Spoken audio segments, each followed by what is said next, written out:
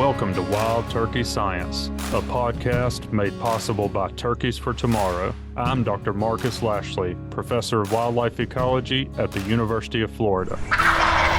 And I'm Dr. Will Goolsby, Professor of Wildlife Ecology and Management at Auburn University. We're both lifelong hunters and devoted scientists who are passionate about hunting, managing, and researching wild turkeys. In this podcast, we'll explore turkey research, speak to the experts in the field, and address the difficult questions related to wild turkey ecology and management. Our goal is to serve as your connection to wild turkey science.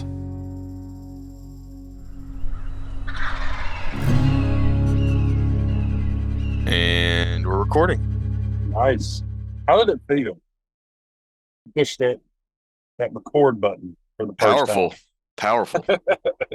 Makes you feel like you're in control. Yeah. Like I think I can lead this conversation now. I don't have to. I'm the Big C co-host today. The Big C. Yeah. Well, we'll see if it makes you a better co-host of being the Big C. Yeah, that's right. We'll see. I don't know about that. I wouldn't set my expectations too high, but you and I have been burning up the road a little bit lately, and just got back from visiting with a landowner friend of ours, and we were talking a lot with him. You've kind of helped him set up his property. He's got, the dual objective that most people have of, he really prioritizes turkeys in his management, but deer are a big part of the picture too, right? Oh yeah, definitely important to him. And I think he's a great example of somebody who has took it upon themselves to try to learn as much as they can, and is just, inquisitive. And, to be completely honest, he already had gotten a lot of the way there before I ever met him. Yeah. Well, one thing that was interesting about for me, I don't know him as well as you do. So this was, spending a couple days with him, I got to know him a lot better. And I think that he's probably in a predicament that a lot of our, maybe, at least some of our listeners are in as well, where he listens to a lot of our content. He listens to content of other folks that put out, information on land management for wildlife objectives. And he is like a sponge for all that. But I think in some sense, it can be a little bit overwhelming sometimes. Do you think that's a fair statement? Yeah, I think that is really fair. I was thinking about it while you were articulating it, how I would add to this. And I think, you kind of have different stages of development. People are along this spectrum in various places, but some people have got a pretty good handle on the biology of what's going on and what they need to do to try to positively influence turkey populations.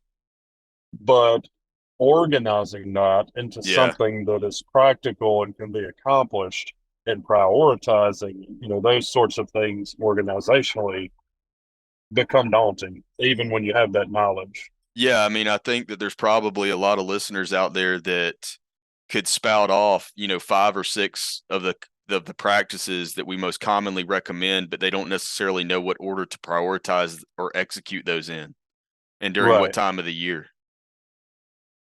And it's like, okay, I know I need these 5 things, but where do I start? Yeah. What is the priority? Yeah. And so, one of the things that we spent a lot of time talking with him about is, he's relatively recently put a lot of sunlight on the ground. He's daylighted his roads. He has created some, like patch clear cuts almost that he's using, that he wants to manage as, early successional type fallow fields for brooding and nesting. He's been disking some of those areas. He's burning his woodlands. He's opened up his pine forest and allowed sunlight to come in, creating a woodland and stimulating that vegetation. He's already been burning those areas. Yeah, Um, lot of forced and improvement, a lot of spot spraying. He's right, managing a lot of the roadsides as early right. succession, mainly through spot spraying with occasional soil disturbance or burning. Yeah. Yeah, so got a lot of great things going on. But I think he's in a situation that a lot of people are in when they first start managing their property for turkeys, where they've created a lot of understory vegetation and they did a lot of it at the same time. And so it now all, 2, 3 years later, it all needs to be set back at the same time. So that was kind of like one of the Mhm. sticking points we were talking about. And he already knows that he's going to set some of that back with fire. He's going to set it back in other areas with soil disturbance with disking. But one of the things that was very interesting to me is that he had a little bit of reservation about burning during the dormant season. And it's specifically because you and I talked so much about the benefits of burning during the growing season. Right. And one thing that is a barrier to people who start burning usually is they don't want to burn anytime except the dormant season. Yeah, And this is an example where we may have gone overboard pushing how valuable burning at other times of the year could be. That is not to diminish the value of burning during the dormant season. I try to make this clear commonly when I talk about fire. I am a supporter of using your burn days principally. And I hmm, think he's in a situation that this is a good example of why you would want to do that. He's going to create an enormous amount of biodiversity just because he must burn with his burn days in various times of the year, or he will not be able to accomplish all the burning. right, right. Yeah, and um, tell me if you agree or disagree, but what I share with most landowners is that in most situations, you are going, let's just take a given area. Let's say it's either, a pine woodland, a hardwood woodland, or even an early successional area. If I know that fire is my key, my primary disturbance mechanism in that situation, I recognize that most of the time I'm probably going to burn that area during the dormant season. That's kind of my Mhm. baseline, and I would say that that's doubly true for people that are in a similar circumstance, which is a lot of people that have recently bought property or recently learned how to manage it effectively for turkeys, is that they need to accumulate fine fuel in that stand. And so they may have to burn it during the dormant season for the first couple of cycles. Let's say they're on a 2 year cycle. Well, they'll burn it, as soon as they can, next time in the dormant season. And then 2 years later, they'll burn it again in the dormant season. And then after that, those first two rotations, that's when I start thinking about and looking at the stand and seeing, asking the question, do I need to burn during an alternative time of the year to better accomplish my objectives because I don't like what I'm seeing from a Mhm. vegetation response? Or do I want to, can I now diversify that stand because I have other stands that I have to burn during the dormant season, but that one now has the fuel load to let me allow me to burn it during the growing season? And that's when I make Right. that decision. Is that similar to kind of how you approach it? Yeah, I think so. Particularly when you're burning the amount of acreage. I mean, he has 1,000 acres plus probably in acreage that's intended to be burned at some point. Mm-hmm. And, that's a lot to take on. So you're going to have to expand the burn window just as a part of that.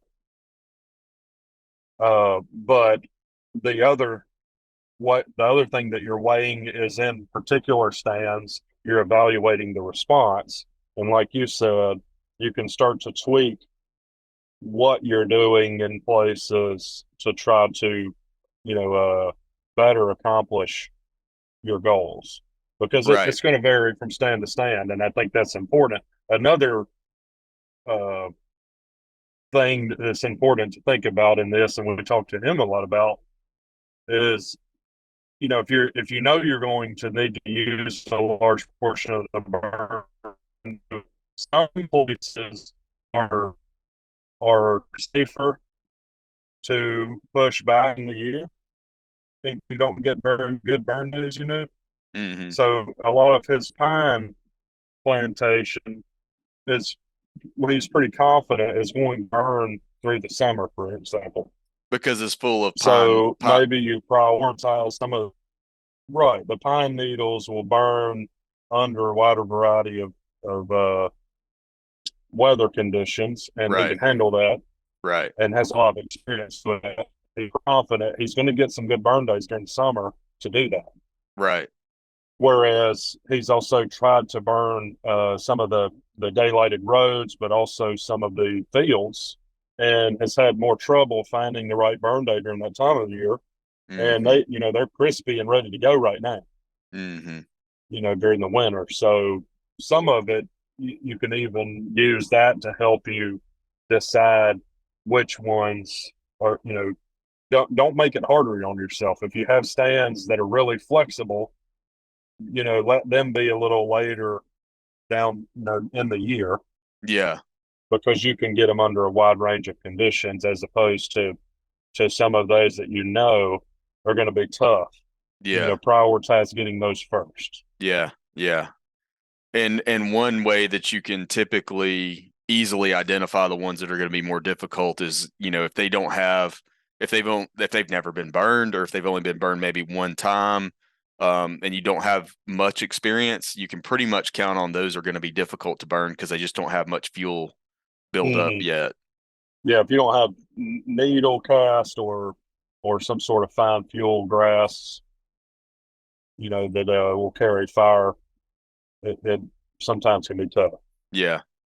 The other thing that we talked about with him quite a bit that I think is probably a fairly useful concept for a lot of folks is, in his situation, like you said, he's got like over 1,000 acres that he's trying to probably manage in some shape or form with fire.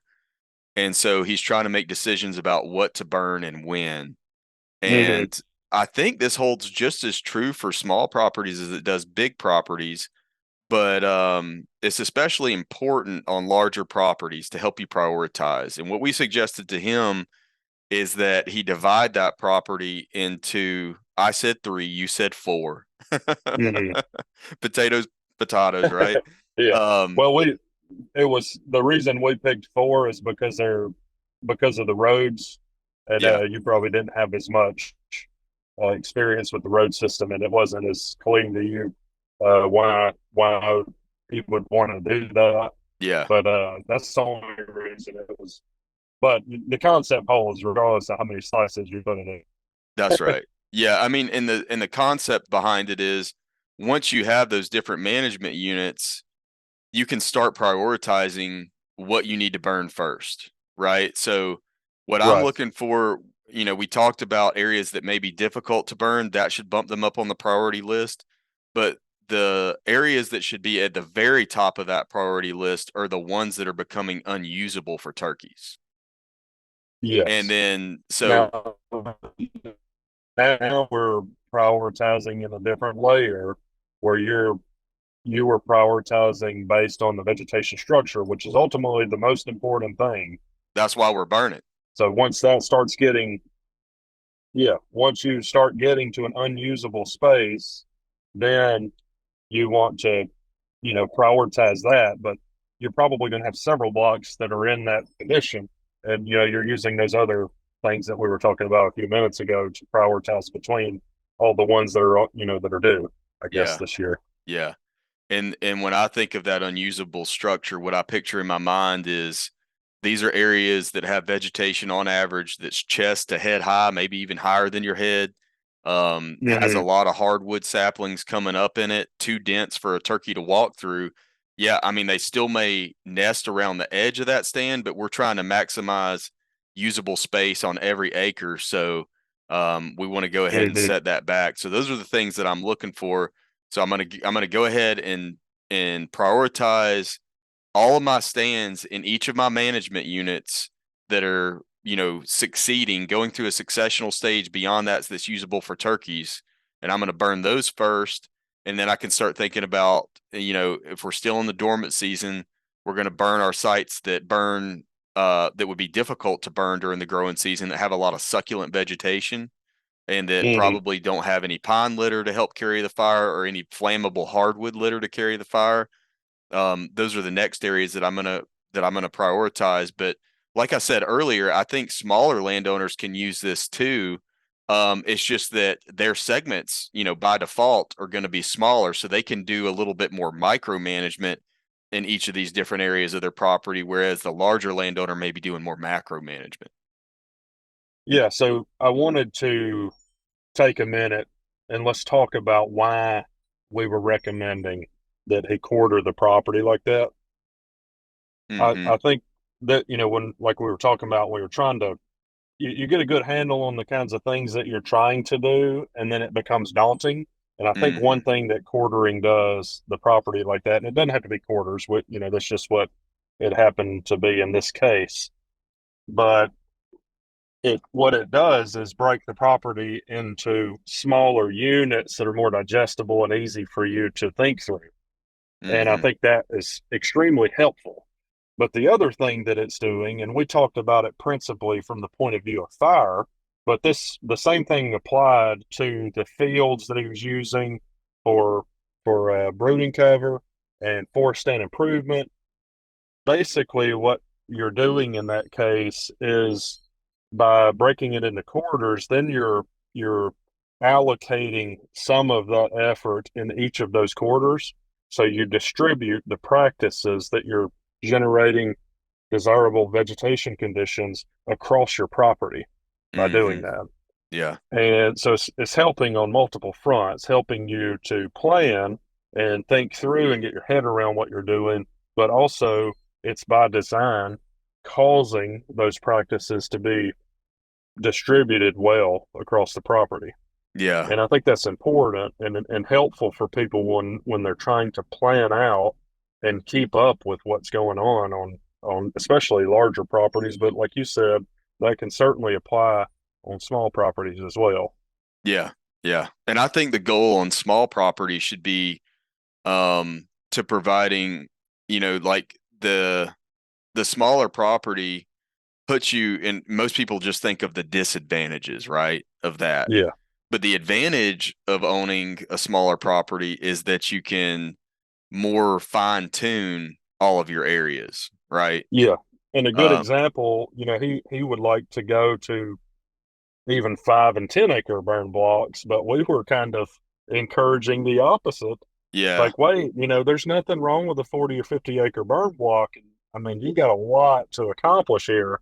yeah, Yeah, I'd like to see some 10 acre blocks, but, you know, uh, there's nothing wrong with knocking this 50 acres all out at once. yeah, So, absolutely. that's another trade off. Like you just said, if you have a smaller property, you can afford to work at a smaller scale and more fine tune some of those things. But that's just I think it's important for us to think through these different practices. And, that's what came to mind when you were talking about us breaking the property up and recommending that we should talk through how that's helping with the planning process and digestibility of what you need to accomplish and when and where.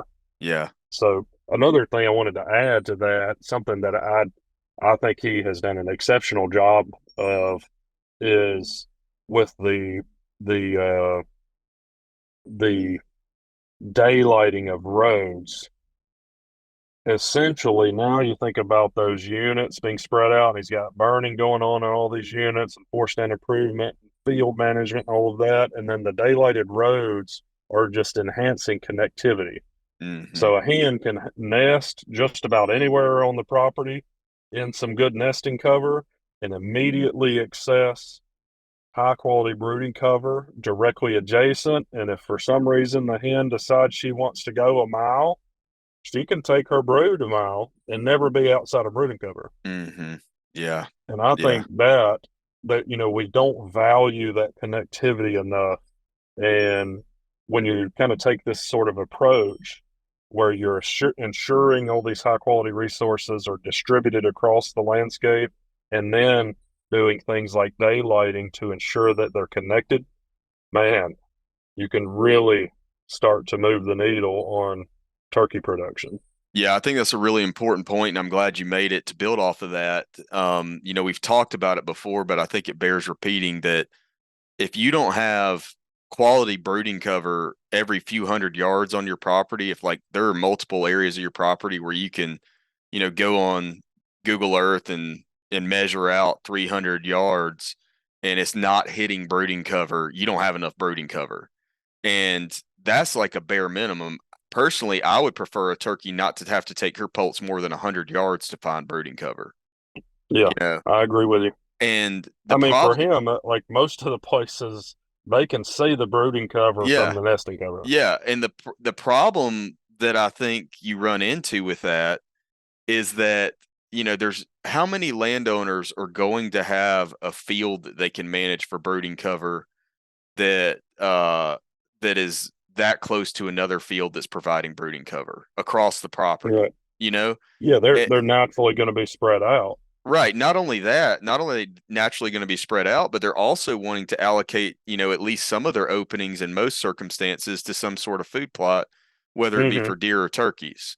So that's where I see it being really valuable, having the daylighting going on. And to clarify, all he's done is when he harvested timber last, he had the logging crew go in and cut 30 feet extra on the side of every road throughout his property and all of his marketable timber.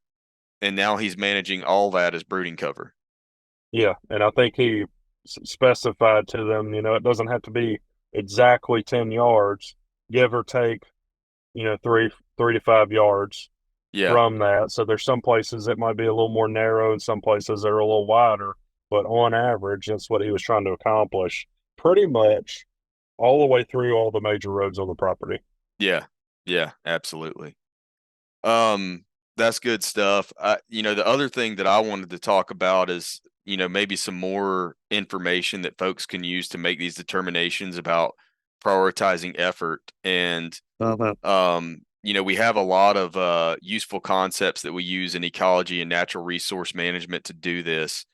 And the first area that I'm going to prioritize for management, and the one that we talked about, the example we talked about earlier with the field that's so grown up, that's a primary example. If you have any areas that are currently habitat for turkeys, that they're usable, for one or more life history phases of turkeys, that is about to become unusable, that's where you should allocate your primary efforts towards. Those are the first areas that I would tackle. Yeah, you don't want to lose ground. Right. And so if you have things that are already unusable, yeah, versus something that's usable that's about to transition into being unusable, it often takes less effort to maintain that than it does to convert something that's not usable back. Yes. So I agree. Yeah, that's a great thing. And my lowest go ahead. I was going to say my lowest priority area is going to be those areas that are usable by turkeys now. And if I don't do anything, they'll still be usable by turkeys next year. Maybe they're not perfect, but if they're going to still be usable, I'm going to bump those on down the list. Yeah, especially when you're really struggling timing wise, and in some cases resource wise. Let's be honest. I mean, some of this stuff can be expensive. That's definitely a consideration for you to factor in for a lot of people. So another thing I was going to bring up, in his case, he has so much nesting and brooding cover. Right? He's just like, he's really taken to heart a lot of the things he's learned and tried to implement that and done really well across the landscape. And, the need for really intensive, what'd you call it, a few minutes ago when you were talking about the smaller landowners. Micromanagement. The need for micromanaging parcels is vastly diminished. Yeah. Right. The need to make sure that you have openings that are high quality brooding cover in each of your quarters or whatever, your sections of the property, is vastly diminished when it's all over the property. Yeah. Right. You don't have to, it makes some of those decisions a lot easier. And I think it's important for people to reflect on what is actually, from your assessment of the property, what is the limiting factor, Right. and let that help you prioritize what you're going to take more of a micromanagement approach and make sure, like, oh, I really need a stand over here to shift more to Forbes, so I need to think about getting one of these into a late growing season fair. Those Hmm. kinds of decisions are much less important when you have a really broad opportunity for them to be successful in that life stage. Yeah, absolutely. So just kind of thinking through it in application from an application perspective, um, like on his property, the first thing that I'm going to target, deer season is over or winding down in most places. And people are starting to think about burn. We're going to have a lot of good burn days coming up over the next couple Mm-hmm. months, hopefully. And so the first thing that I'm going to do is I'm going to burn any of my areas that if I look at them and I think, that area may become a little bit too woody or a little bit too shaded, a little bit too far along the successional trajectory for me to get fire in there next year. That's the first place I'm burning. Right. Mm-hmm.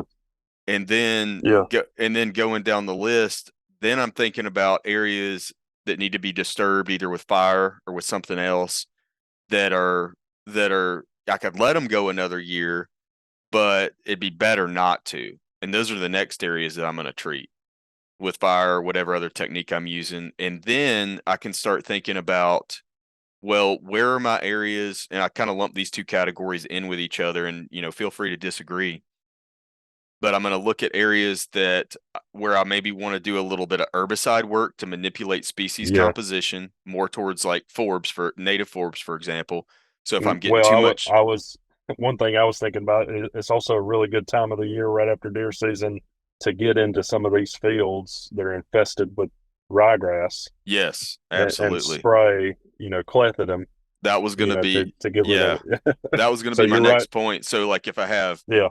native undesirables, so maybe hardwood saplings or too much grass, even if they're native grasses, we've talked about this before.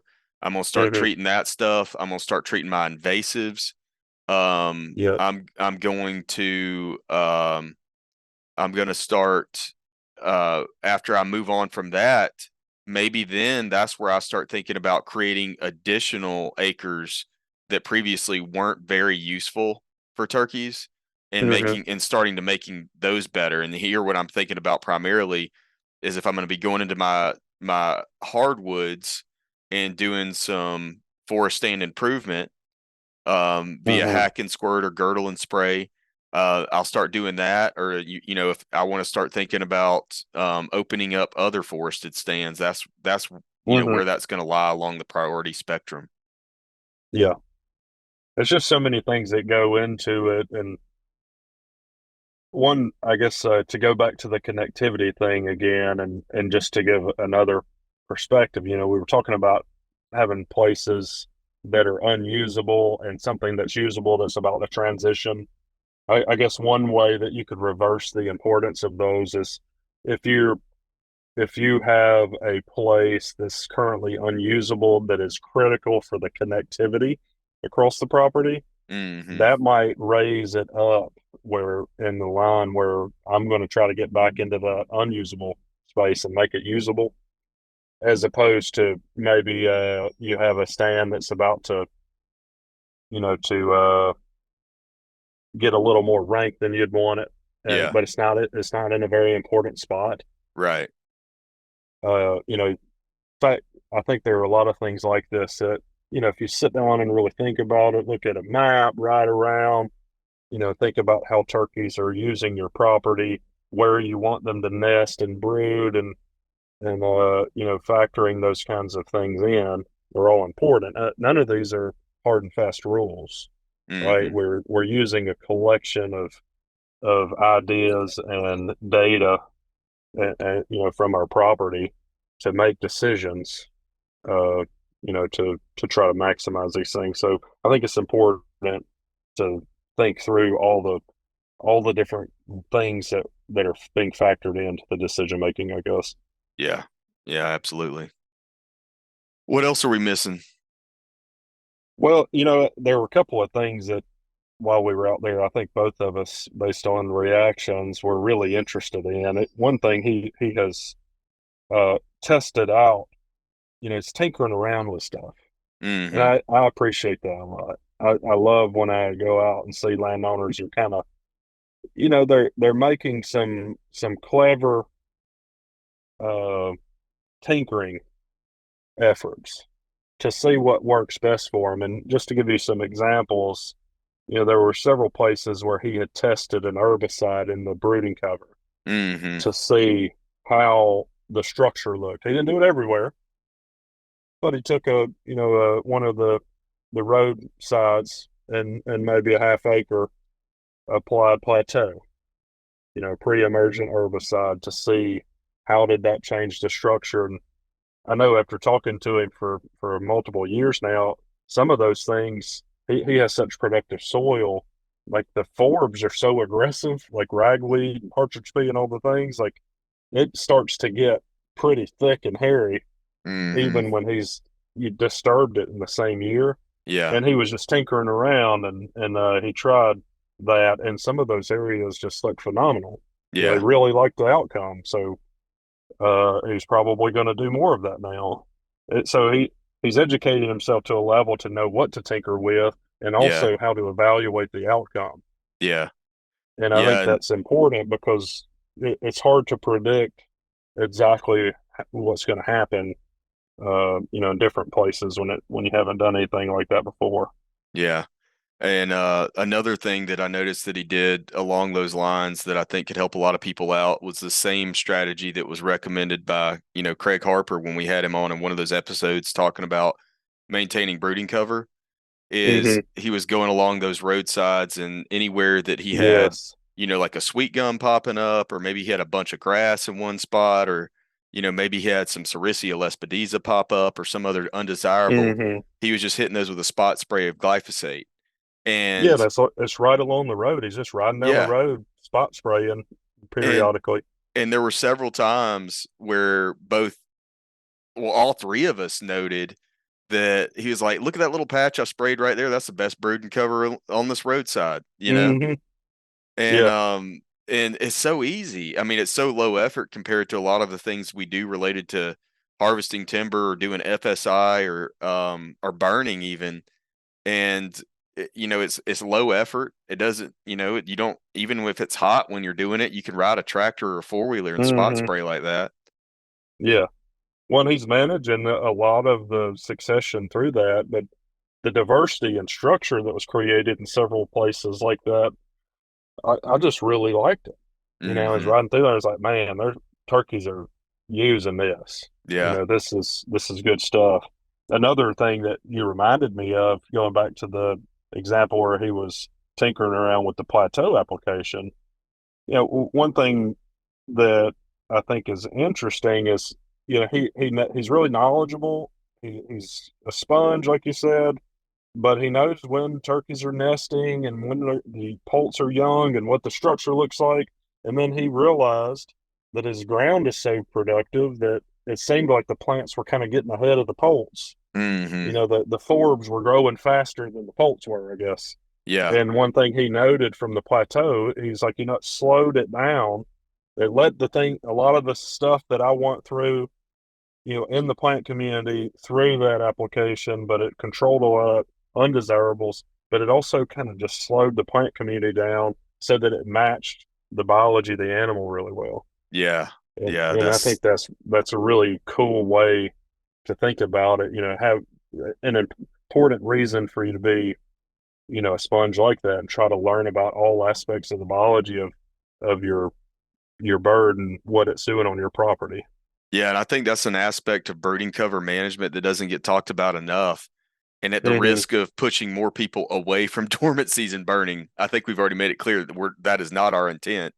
No, Um, I think you but should burn every time you get a good burn day. absolutely, absolutely. But as far as timing of burning, we talk a lot about the different effects that burning during different times of the year has on species composition in an area of Hmm. vegetation. But what we don't talk about is some of those early growing season burns. just like right before nesting season, or God forbid, as we've talked about before, like Yeah. even burning some during nesting season Yeah. are required on areas that are so productive that if you burn them just during wintertime, they've already grown up to Yeah. rank to really be utilized by those young poults. So burning, Right. moving that burn window further into the growing season can help, help remedy that in some Mhm. cases. Well, I think that's a good point. With on his property, he's in a situation where if he burns during nesting, first of all, there's nesting cover all over the place. Hmm. You're unlikely to influence many nests, if any, especially if you're burning at relatively small scales. We've belabored that point, I think, although we'll probably get hate mail about it anyway. But he's in a situation where if he burns during nesting, his soil is so productive, and it's in the deep south that that structure is going to be pretty good by the time you've got poults on the ground. Yeah. It's going to catch up that fast. Yeah. Yep. It's a good point. Yeah. So really fun time going out and hanging out and getting to see some really cool stuff being implemented on the ground. I think that's important for us to get out in the field and stay in touch with some of these folks that are getting it done. Yeah, yeah. I know this is a little bit of a non-traditional episode and stuff, but I mean like we've been on the road a lot, and it's kind of one of those ones that we just had an epiphany today thinking about this is a time of year where people are starting to plan a lot of their habitat management, Yeah. and hopefully that'll help prioritize things or help them get it straightened out in their mind, whereas otherwise it may be kind of just a tangled mess of cobwebs up there. I mean, I know I get overwhelmed sometimes too, but Yeah. Yeah. the You other just don't know thing, where you get kind speaking of of paralyzed.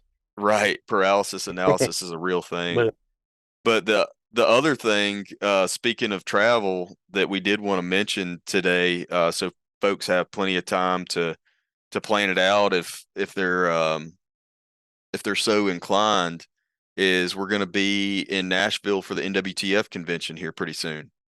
yeah. Yeah. In mid-February.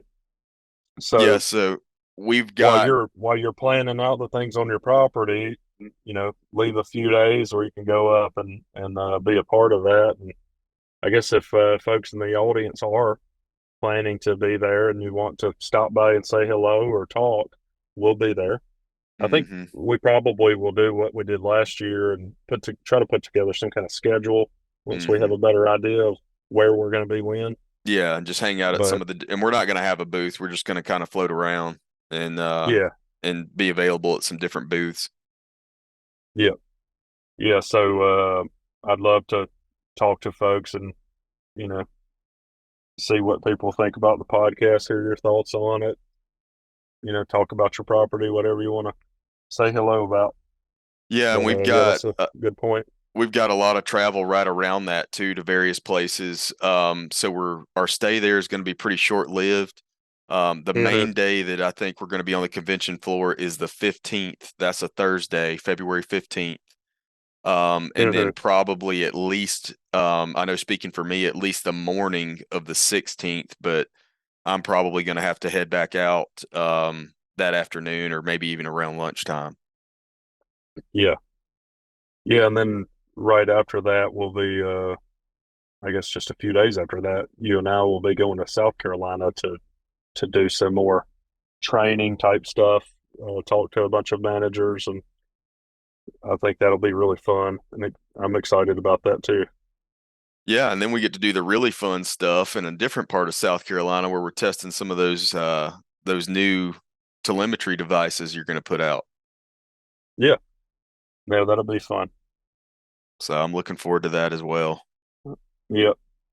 So busy schedule, and we've got a lot of content planned. We're going to have quite a few hardcore series breaking down the science on various topics. So maybe this is a good primer for that to get people thinking about planning out what you're going to do this year, thinking about what areas of the birds biology you need to brush up on to make good decisions, those kinds of things. Hopefully this was a good primer for that. Yeah, I think it was. Well, cool, Do you man. need me? Do you need me to give you a little bit more insight on some of the areas of biology of turkey so that you can be a better manager? Yeah, where do baby turkeys come from? I love how that made it into the reel we shared. Yeah, I just let it go. if y'all haven't seen that reel that Marcus posted on Instagram, I guess it probably shares it to Facebook too. But we go on there and check it out. We teased a lot of the topics, the major topics at least. We'll have many more in addition to that, but the major topics we plan on covering during 2024 that'll probably be kind of our primary series, like we did last year, early in the year when everybody was really focused on turkeys. And it had a little funny comment in the end about that from me, but Yeah, making go fun of me. go check that out if you want to laugh at Marcus and learn more about what we're going to be talking about this year. Or you can listen to the last episode. That's I true. think it came straight out of it. It did. Yeah, yeah. I mean, Marcus, good. I'm trying to direct some social media traffic to you, and you're undermining me here. Yeah. Well, you deserve it. Well, other thing, we still have the survey available. So if you hadn't had a chance, we've got it linked in the bio, in social media, and also in the show notes here on this episode and last episode. But we've already gotten a lot of responses. That's super helpful.